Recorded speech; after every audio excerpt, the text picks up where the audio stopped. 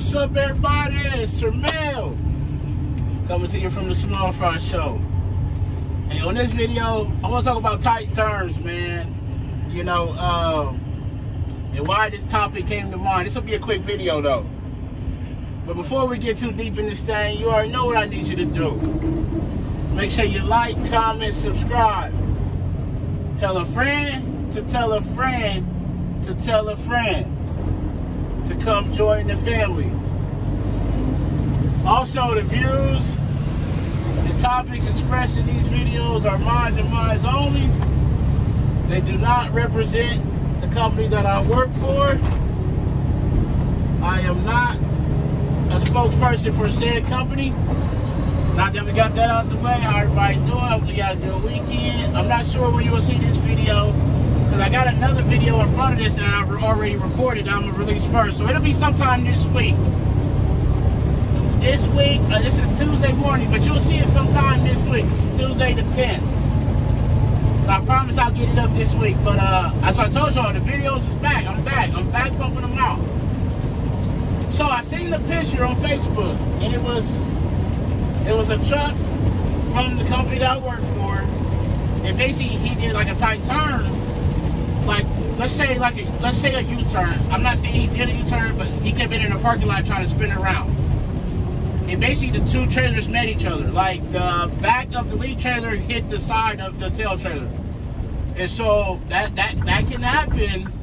These things turn tight because they've been in the middle. But what happens if they turn too tight, they touch. And by them touching, you can flip one of them over. So in this picture, I don't want to post a picture of the truck. You know, if I see one without even a picture of markings or something, I'll try to get it up there so you can see. Basically, all the wheels on the driver's side was off of the ground. That's how tight of a turn and how much they hit each other by the tight maneuver. So that's something that you have to be mindful of when you're like, okay, I'm gonna whip it here and turn around real quick. That you have the space and to be able to look back and see that the turn is not so tight that the trailers are touching each other. Because when they do, you're going there's only so much they can go before they start pushing against each other. Then that's what happens. You keep going without paying attention. You're going to either turn the tail one over or you're going to turn both over. Now, luckily, he caught it, but the back one was leaning worse than the lead trailer was. And since me looking at the picture and analyzing it, since the whole left side of the truck, trailer, dolly, everything was off of the ground, more than likely they're going to need a wrecker to come out there and kind of get them winched back to straighten them out without, you know, having to turn over, because there's going to be no way to get no traction. You're going to have a set of tires in there just spinning and probably make a bad situation worse. So, like I said, this is just a quick video. I've seen things like that you got to be mindful of, because then, you know, you're filling out an accident report, you got to call the company, do paperwork, all that stuff. You don't want to do it, man. Same as guys who cowboy hook, you know, which is hooking to the tail trailer with the dolly on the lead trailer. There's guys that can pull in, you know, whip it in there and back it up, hook. I can't. I've tried. I normally get frustrated. That dolly does what it wants to do. But if you have the airlines hanging outside of the dolly, outside of the frame of the dolly, if you're backing it, you lose track of the dolly and it pinches against the lead trailer, it's going to cut the airlines in half, like right now, like a hot knife on butter. It's going to split them. And where I work at, they're going to charge you with an accident for that. So they say guys like guys that do that, you know, you're really not supposed to, but guys that do it, you need to make sure the airlines are tucked inside the frame. That way, if the dolly gets pinched up back there, it's not going to damage anything. You know, the airlines ain't damaged, the dolly ain't damaged. But it's things like that that you also have to think about, you know. Not getting yourself in a situation where you can't back out. Because if you get down a dead-end street, you're going to be breaking that set trying to get it turned around, because they're only going to back so far. Now, I've seen guys back them into the door. There's videos on YouTube with guys that backs them into the door. But there's only, you know, that takes skill and practice and patience, and it doesn't just come to you overnight.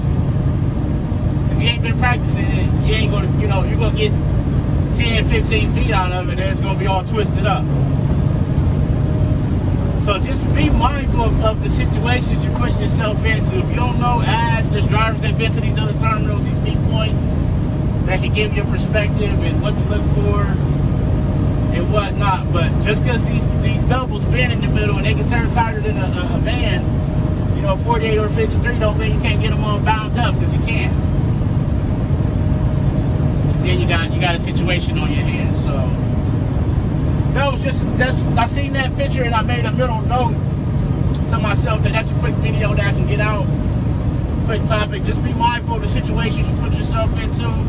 Don't damage the equipment. I had a trailer that was damaged. Somebody dropped it damaged. And it was a frustrating day. It was. I took it to the shop, let them look at it. They ended up deadlining the trailer. I was supposed to take it to Pittsburgh, and I ended up having to leave it there and get another trailer. And it just made me have a long day for me doing the right thing. So report the damage, cover yourself. Now, if I'd have left with it, took it to Pittsburgh, and the next driver sees that and they call it, oh, well, this guy brought it from Columbus to Pittsburgh like that, then it came back on me. So cover yourself, you know, look over the trailers, the trucks, make sure, even if you don't only want to drive the truck, somebody could have hit it while it was parked. Somebody may have driven it while you was off. Be mindful of those things, start paying attention to what you're doing.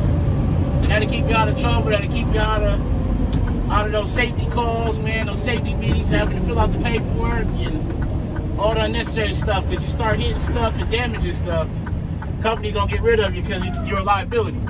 You know, they want to make money, not be spending it on repairing stuff. So just think about that stuff, man. We up here in Fort Wayne, heading back to Columbus. We came up with just a dolly, got two, we're going back.